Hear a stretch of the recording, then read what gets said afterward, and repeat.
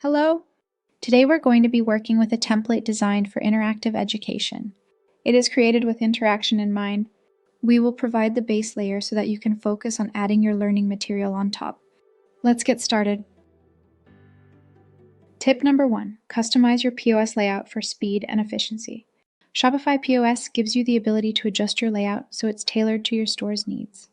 This means you can easily access your most popular products, categories, or payment options with just a tap.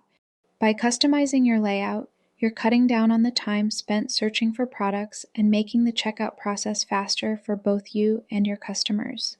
This is especially helpful during busy times like sales events or holidays. Tip number 2, use Shopify POS offline mode.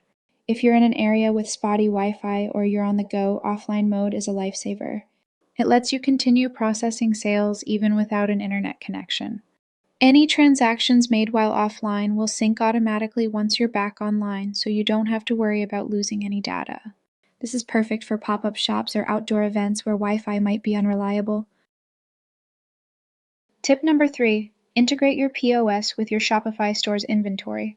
One of the best features of Shopify POS is that it syncs directly with your online store, keeping your inventory up to date in real time.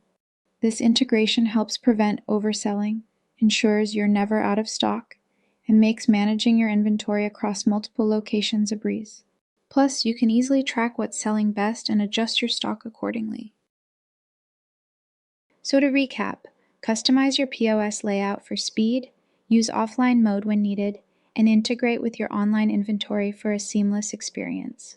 These tips will help you maximize the power of Shopify POS and keep your store running smoothly. Thanks for watching. If you found these tips helpful, don't forget to hit that subscribe button and check out our other videos for more Shopify tips. See you in the next one.